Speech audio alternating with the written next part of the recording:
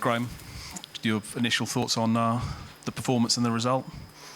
Well, we're disappointed because we've come away with nothing. So clearly that's a frustration for us. But in terms of the performance, lots of positives. I thought it was an even game, relatively even game in terms of chances and shots. First half really positive. We got a bit of luck with the VAR goal, but at the same time I think we got into their box quite a few times and attacking entries, and the intention and the idea was there. The effort was there.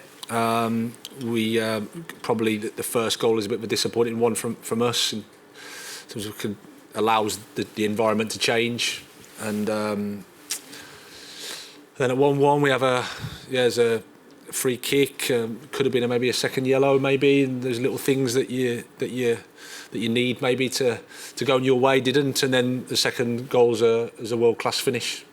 So we probably weren't able to see out that period of time well enough.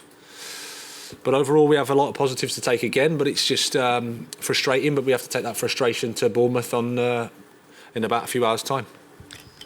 Was the game plan influenced at all by what you saw from Chelsea the other day here?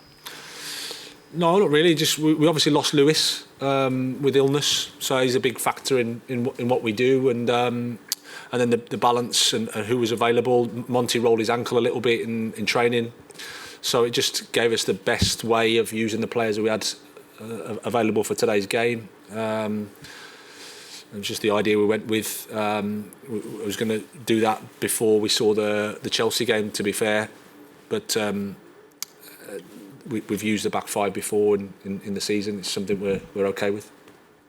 And how pleased were you with the players you brought in, including two wing-backs who've hardly played this season? Yeah, really pleased. Obviously the challenge for them is to maintain it over the 90 minutes, and it's hard to do when it's your first games, but Galgo especially carried on, and there were times when I was going to bring him off, but he just kept going, and great personality. And Bernie, first off, especially did well. We changed it a bit when we went 2-1 down to try to get back into the game. Overall, I've got no real complaints in terms of effort, in terms of the idea, intention, quality. The little bits that we need to do, the little margins to turn these games so we come away with something. That's where we have to carry on working.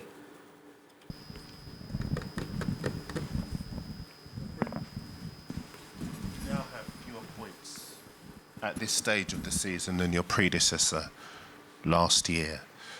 Do you feel, and you haven't kept a clean sheet now, you've kept one clean sheet in 8 games now, are you worried that you may now have to go a bit more defensive as you get closer to that bottom 3? You want to stay away from that period, that position, obviously, that little area. Do you now have to go a bit more defensive? I wouldn't say that. I think in football you have to have a balance, and you have to do the attacking and the defending well.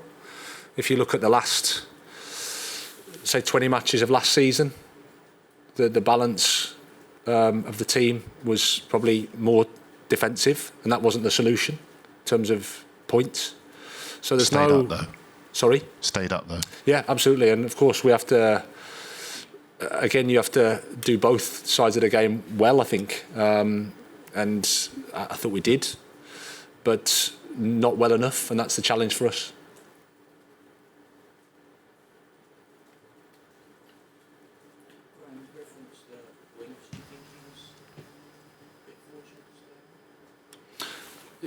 Yeah, well, if you see the challenge and it's a foul, it's a lunging one, it's no more or less than Dan Burns' yellow.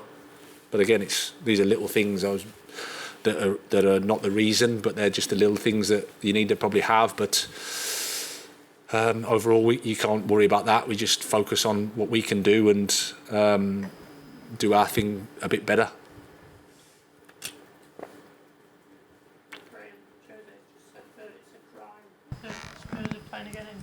In 48 hours, obviously you're playing at lunchtime on Saturday. I was wondering what your thoughts on the schedule were.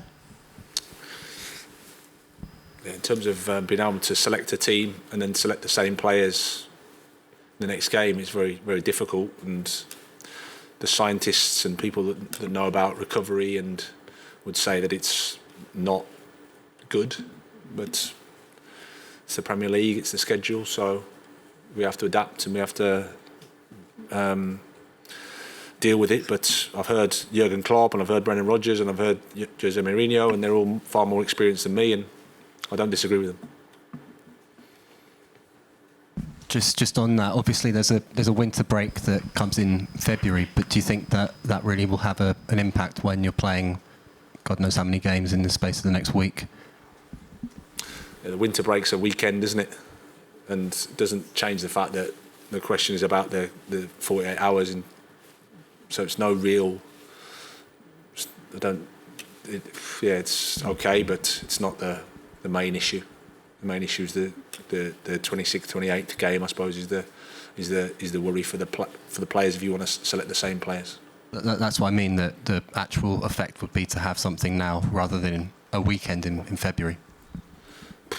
Yeah, exactly. Maybe just it's a tricky one. The Premier League, on the one hand, I'm sure they give the clubs a lot of resources and finances so that they can demand a certain type of programme over the Christmas period. So I understand it from a commercial perspective for them. I imagine they get a lot of viewers and they'll be able to sell the games.